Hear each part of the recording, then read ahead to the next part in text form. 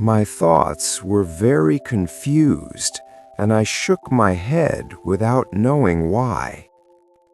The lab director spoke again. "If you have that cat," he said, "I want to check it carefully." I asked him, "What else do you want to find?" He thought for a short time. "The expert's idea sounds like the only right one," he said, "but in fact it is not fully right." I looked at him. To be honest, I hoped the expert was right. Many strange things had happened to me before, but never like this. This time, one cat made my mind turn upside down. I really did not want to think about the cat anymore. I wanted it to be only an old cat. Maybe it was sick. Maybe something inside its body was wrong, so its bones became strange. But the director said this idea was not good. I looked at him and stayed silent. He went on slowly. "Every living thing has a limit. A cat cannot grow forever. If a cat's bones become like this, it should not be alive." I felt surprised. "But the cat is alive," I said. "I saw it clearly." The director frowned. "That is why I want to see it," he said. "To use a simple example, it is like a soul keeps a dead body moving." I gave a bitter smile. This idea sounded very strange. After a short pause, I said, "Why not say a soul is using the cat's body?" The director laughed at himself. "That sounds too strange," he said. "A human body may stay for many years, but a cat body cannot stay so long." My head was already a mess. Now it became worse. I suddenly felt angry. "That is impossible," I said loudly. "This kind of thing cannot be real." The director looked at me in surprise. "I always thought you had strong imagination," he said. "You often say nothing is impossible. Why do you think like this today?" I could not answer him. I only smiled weakly and touched his shoulder. "Sorry," I said. "That cat makes my head hurt. I don't want new strange ideas anymore." He shook his head gently. "It's all right," he said. "I was only talking." I sighed. "I will try my best to find the cat and its owner. When I find them, I will tell you." He looked happy and walked me out. Outside, the sunlight fell on my body. People were walking on the street. At that moment, I felt more normal. I knew I was still living in my own world. I had to find the cat. In a big city, it is hard to find a cat, but it is easier to find a person. So I decided to find Old Man Jiang. The cat belonged to him. The antique shop owner said Old Man Jiang often went out with the cat, so he must know it very well. If I found him, the story could move forward. Now everything was still unclear. I walked slowly and thought. At last I decided to see the antique shop owner again. When I met him, he talked sadly about the broken vases. He said the rich man came again and wanted the same vases. This was just what I needed. I suggested he put an ad in the paper. The ad said he wanted to meet Mr. Jiang. I helped him write the words. They showed that Mr. Jiang could get something extra good. People are often greedy. I believed old man Jiang might come. After that, I had no other plan. I also thought about the cat. It lost its tail and ran away with blood. Maybe old man Jiang took it to an animal doctor, but I soon gave up this idea. It was already late. If he went, he had gone already. And that cat was very strange. I felt he would not take it to a normal doctor. So I went home and waited. Days passed slowly. 7 or 8 days passed. There was still no news. Bak Tang saw that I was not calm. She told me many times to stop. In fact, if old man Zhang did not appear, I could do nothing. The weather became cooler. 10 days later, one night, Bak Tang and I came home late. A friend drove us back. We got off at the street corner and walked home together. It was not far. It was 3 in the morning. The street was very quiet. After a few steps, I stopped suddenly. "Do you feel it?" I asked. Bak Tang stopped too. "Feel what?" "It feels like someone is watching us," I said softly. Some people are sensitive. I am one of them. Bak Tang is too. I saw fear in her face. We walked more slowly. "Be careful," I said. "Someone may attack us." "It is very quiet," Bak Tang said. "If someone comes, we will hear it." We kept walking. Our door was not far now. "Not always," I said. "When we hear it, it may be too late." The closer we got, the stronger that strange feeling became, but the street was still empty. We reached the door. Nothing happened. I took out my key. Suddenly, Bak Tang cried, "Careful!" At that moment, a dark shape jumped down from above. It moved very fast. At the same time, Bak Tang raised her bag and hid it.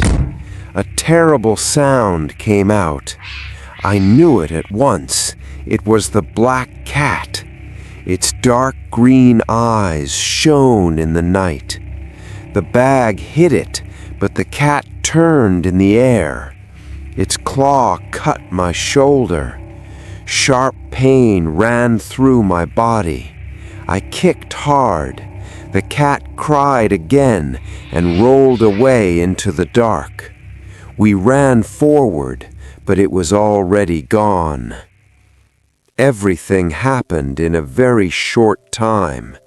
My shoulder hurt badly. Bak Tang shouted, "You are hurt!" I looked down. My clothes were torn. Blood came out slowly. "Go inside," I said. Inside the house, Bak Tang cleaned the wound carefully. She wrapped it with cloth. Her face was full of worry. "This cat is not normal," she said. "You must go to the hospital." I felt angry and tired. I had fought many enemies before and never got hurt. Now a cat hurt me. I tried to smile. "It is not very serious," I said. But Baik Tong shook her head. "You must go." I knew she was right. That cat came for revenge. It was my enemy now. So we went to the hospital. At the hospital, I received several injections. The doctor also cleaned and bandaged my wound. By the time we returned home, the sky was already bright. Before opening the door, I noticed that a piece of glass was broken. When I pushed the door open and saw the living room, both Bak Chan and I froze in place. I let out an angry shout. Anyone would react like this after seeing their home so badly destroyed. I clenched my fists tightly. My fingers made cracking sounds. Bak Chan stood there without moving. After a while, she broke the silence. "I knew it would come back," she said. I felt dizzy for a moment. The damage in the living room was terrible. Everything that could be torn had been torn into strips. The tablecloth, the leather sofa, the curtains, all were ripped apart. Even the carpet was torn. The paintings on the wall were smashed into pieces. Some of them looked as if they had even been bitten. Everything that could be broken was completely destroyed. Even a small round table with a marble top was covered with deep scratch marks. Stone dust lay on the table and the floor. If someone said that all this was done by a cat, it would be hard to believe, but it was true. Only a cat could have done this, and not an ordinary cat. It was the demon cat, the same black cat whose tail I had broken. Bak Tang and I looked at each other. We were both filled with anger. All the furniture in our home was something we loved. Our home had been warm and comfortable. Now everything was ruined. What made us most angry was that our enemy was only a cat. Even if we caught it and killed it, what would that change? It was still only a cat. We walked forward slowly and reached the stairs. Suddenly, Bak Tang began to tremble slightly. "I wonder what the upstairs looks like," she said. I took a deep breath and rushed upstairs almost like a madman. Luckily, nothing upstairs was damaged. I opened several doors. Everything inside the rooms was safe. Bak Tang and I had not slept all night. We were very tired, but we did not rest. We began to clean the living room and the dining area. After we carried away all the broken things, the house looked almost empty, as if we were moving out. At noon, we ate something quickly. Then we went upstairs and sat facing each other in the study. Bak Tang spoke softly. "I knew it would come back." Hearing Bak Tang repeat those words, I suddenly stood up. "It will come again," I said. Bak Tang looked at me with wide eyes. "Think about it," I went on. "I broke its tail. It came back for revenge, didn't it? A cat seeking revenge on a human sounds unbelievable, but in fact, this cat really did come back for revenge. After a short pause, Bak Tung nodded. I pointed to my shoulder, which was still hurting slightly. This time, its revenge was not successful, I said. It only scratched me. My injury is light. It destroyed our living room, but for a cat, this is not enough to calm its anger. I raised my voice. So it will come again. It will come again to deal with me. Bak Tung gave a bitter smile. Then what should we do? She asked. I am really tired of this. I said coldly, you will see how I deal with it after I catch it. Bak Tung looked at me for a long time. How do you plan to deal with it? She asked. After all, it is only a cat. I was filled with anger. But it is more cruel than a human, I said. I will not let it go. Bak Tung looked at me again for a while, then sighed. I don't want you to become cruel because of this, she said. Before she said this, I hated the cat deeply. In my mind, I had already thought of many ways to hurt it after catching it. I even thought about pouring boiling water on it. But when I heard Bak Tung's words, I felt ashamed.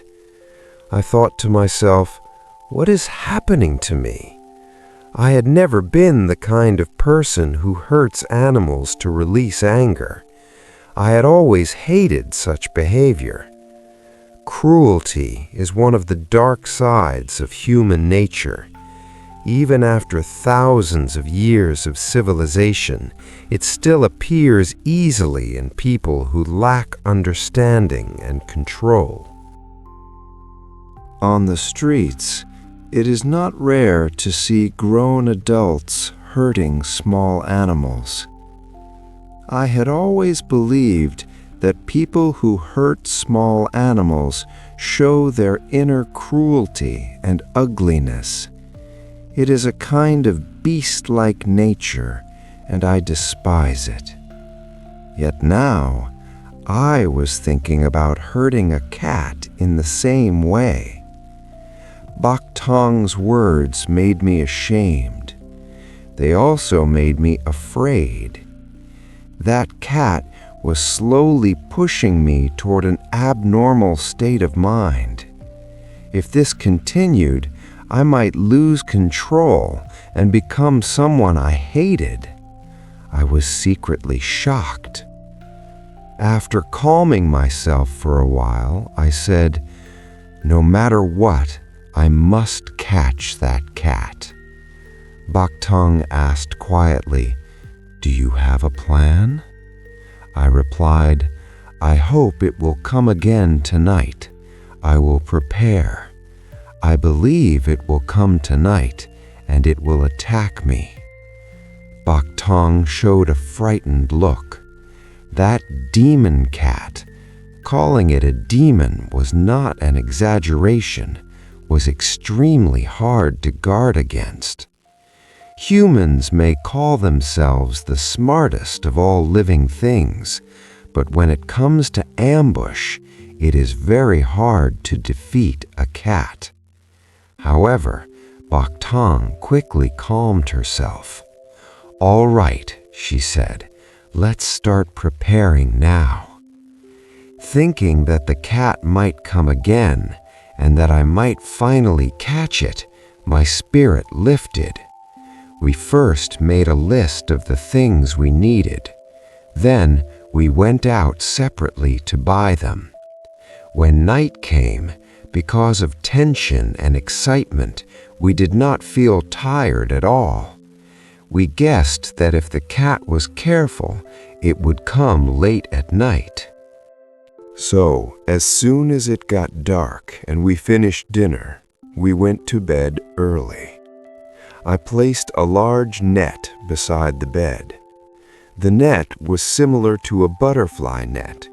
It had a long handle and was made of strong nylon. A rope was attached to the handle so the opening of the net could be tightened. I put it beside the bed so I could grab it at once. Tang also prepared in her own way. She placed a thick quilt beside her. We had faced many powerful enemies before. Now, using such serious preparations to deal with a single cat felt almost ridiculous. At 8 o'clock, we both fell asleep. After a whole day and night without rest, we slept deeply. At 2 in the morning, the alarm clock woke me up. I shook Tang awake as well. We lay still in bed, listening carefully. The room was extremely quiet. There was no sound at all. All the windows were covered with curtains, so the room was completely dark. We waited for a full hour. Nothing happened. I whispered, "Maybe it won't come tonight." Tan gave a bitter smile. I understood what that smile meant. If the cat did not come tonight, it would come tomorrow night. If not tomorrow, then the next. We could not wait like this forever. I stayed silent and waited another half hour in the dark. I yawned and was about to say, "Let's stop waiting," when suddenly a light scratching sound came from the door. I immediately nudged Tan. We both stayed perfectly still. I did not believe a cat could turn a door handle, but I clearly remembered that the first time I visited Old Man Zhang's house, the cat had slammed the door shut after running into a room. Tonight, I had left the door slightly open on purpose, so after hearing that sound, we did not move at all. No more sounds followed, but I knew the door had opened. A thin line of light entered the room, and then I was certain the cat had come in. I could not see its body in the darkness, but I could clearly see its eyes. They shone with an eerie light in the dark. The cat moved silently into the room. I had already grasped the handle of the net. The cat moved very carefully. It walked forward step by step, like a killer used to acting at night. I held the handle tightly and watched its eyes flicker in the dark. Then, suddenly, I raised the net. Almost at the same moment, the cat also moved. Just as I lifted the net, the cat leaped forward. It seemed to realize something was wrong. It let out a strange cry. At the same time, the net fell straight down over it. My hands felt heavy. I knew the cat was inside the net. I could not help shouting in excitement. I had already sat up in bed and quickly tried to pull the rope to close the net. But at that exact moment, my hands suddenly felt light again. The demon cat jumped out. However, as soon as it escaped, it let out another sharp cry. Its dark green eyes disappeared, and its voice became dull and strange. At the same time, Tang shouted loudly, "Turn on the light!" I jumped up and switched on the light. I saw Tang pressing a thick quilt firmly against the floor. She was using all her strength to hold it down. The cat was clearly trapped under the quilt. Seeing this, I was shocked. Bak Tang might not have fully understood how dangerous the cat was. She seemed to think that a thick quilt would be enough to stop it. But I knew better. The cat's claws were unbelievably sharp. Even a thick quilt could not stop them. I shouted urgently, "Move away!" But Bak Tang did not step back. "I can't," she said. "It's struggling too hard." Under the quilt, the cat was fighting fiercely. From the strength of its struggle, it did not feel like a cat at all. It felt more like a very strong human being. I picked up the net and rushed forward. At that moment, Bak Tang cried out and jumped back. Just as I expected, the cat's claws had torn through the quilt. One of its legs burst out from under it. I swung the net down, covering both the cat and the quilt together. Then I pulled the rope tight. Bak Tang moved away quickly and was not hurt. After the net was secured, we both finally breathed a sigh of relief. Although we were only fighting a cat, the struggle was far more intense than anyone could imagine. At first, the cat was still wrapped inside the quilt, but it immediately began to struggle again. It tore the quilt apart and forced its way out. It screamed wildly, biting and clawing, trying to escape from the net. However, the net was made of very strong nylon. For the moment, it could not break free. Inside the net, the quilt had already been torn into many pieces. Bak Tang went out of the room and pushed in an iron cage we had prepared in advance. I lifted the net and placed it inside the cage. After locking the cage completely, I loosened the net. The big black cat jumped out screaming and crashed wildly against the bars. I shook the net and removed all the torn pieces of the quilt. Then I pulled the net back. At that moment, I could finally look closely at the big black cat inside the cage.